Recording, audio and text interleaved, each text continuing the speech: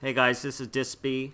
This is my very first footage of my Sorcerer for Star Wars The Old Republic. For those of you that don't know me, my name is Dissb and I'm with the guild Irony. Irony is a top tier PvP oriented guild formed during the heights of Warhammer. We've also played Rift and now playing Star Wars. I've always had a tendency to play a wizard mage-like class, and for Star Wars I will be playing a Sorcerer. And I plan on sharing to you some insight in my thoughts and exactly what goes on my mind during actual gameplay. In this particular Warfront, I am playing with two guildies. Melek, who you see there on the screen, is playing a healer, and another buddy of mine named Zykin, who's playing a sorcerer as well. Pretty much I plan on leveling my character to 50 exclusively through war zones. I am level 18 and have about 20 to 30 war zones under my belt. First 10 war zones were pretty brutal since I was still learning the objectives of the three particular maps that are given in Star Wars.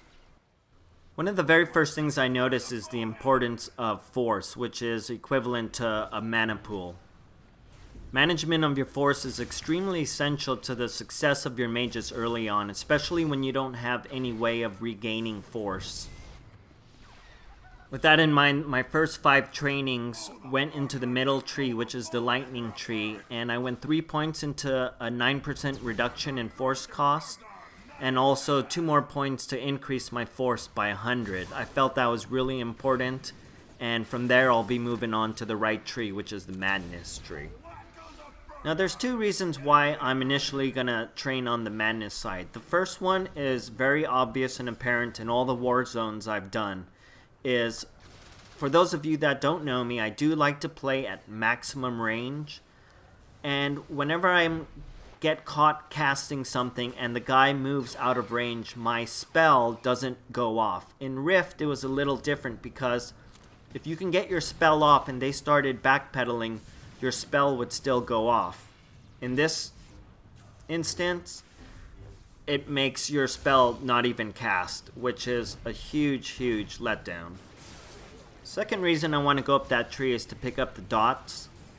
I like to play a style where it's constant movement. I like to have a lot of mobility and flexibility in my mage, and being able to cast spells while on the move is going to be far more advantageous than standing still and casting. Now the rotation I've been using on most targets is Affliction, Shock, Crushing Darkness, Lightning Strike, followed by Force Lightning, and then another Shock. Now I just used an ability called Force Speed. It's an awesome ability. It makes you run 150% faster for the next 2 seconds, but be careful, it does have one drawback. You can be CC'd after using it, and just make sure when you pop it, because it's going to be your primary lifesaver to get out of a jam. Now there's 2 things that are still quite puzzling to me, so if you can help me out, please do so. The first is this leap pad here. Not really sure where it sends you to, or is it completely random. And the second is tab targeting. It's absolutely awful in this game. I can't ever get the target I want through tab targeting. Now I'm not too familiar with the classes in this game, but I know I have this enemy targeted that is following me. I'm just going to extend him away from the rest of his group and burn him down. So a couple of things I want to point out also. That guy Shinobi, he is from Rift. He played on Defiant and he was the enemy, and he's very good. He always targets me, and I think for the rest of this war zone he keeps targeting me. One of the cool things about Huttball is it's the only war zone where you can actually play against people of your same faction. Also, I want to just point out that that Shinobi is different from the Shinobi in the guild Irony. 2 different spellings. Aside from Shinobi, there's also a guy from my guild named Teldrin who's shooting me from the other side here. I think it's awesome that you can be playing against your own guild mates, because in a game like this, it does get kind of repetitive and boring facing the same people over and over. And I think BioWare has really added a little flavor to the game and to war zones by being able to fight against people of the same faction. Now you'll notice here, as soon as I turn the corner, I see there's a lot of people engaged in combat here, but instead of engaging right away, I want to build up to full force. There's nothing worse than attacking an opponent, casting 4 or 5 different spells on him, to have him below 10% health and just don't have enough force to finish him off. So whenever possible, you always want to seethe and always have enough force to be able to finish off an opponent. Now I'm going to fast forward about 5 minutes and I'm going to show you this one-on-one fight I have with Shinobi. One of the first things I want to do is lay down my dot and try to get my Crushing Darkness off. And I'm looking at his buff bar to see when Affliction and Crushing Darkness are going to end. They both wore off. I'm going to put Affliction back on him and I'm going to keep casting Shock as soon as that thing is available.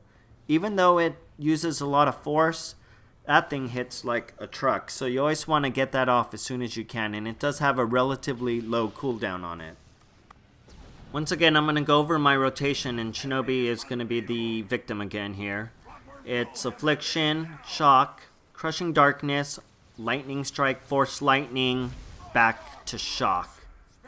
It's a pretty devastating combo. I'm not sure how long I'll be using it, but I have been using it for the last, I don't know, 10 Warfronts, and I can assume I'm going to be using it for quite some time until I get higher into the Madness tree. It's still all pretty new to me, and I'm still figuring things out slowly, but I am able to utilize my skills that I've learned from other MMOs and the importance of positioning, kiting, and overall awareness. These are the things that you'll hear me preach throughout all my videos. As I get new spells, I'm sure my rotation will change a bit, but for all you players that are still in the teen level, this is probably a good rotation for most of you, and a good spec. Another cool feature I love about Warzones is the bolster buff. I mean, for just being level 18, I've actually fought against level 50 guys already. And there's a ton of people in their 30s and 40s, and yet I'm still able to be very, very competitive, even in my teen levels, where I think a lot of people that are actually watching this video are going to fall under. I encourage everyone to visit my blog at Dissb.com, as I plan to share anything and everything related to my Sorcerer, especially how to make money in the auction house, which is my true specialty. Thanks again for watching. This is Dissb. This is footage of my Sorcerer. If you like what you see, simply hitting the like button on YouTube goes a long way.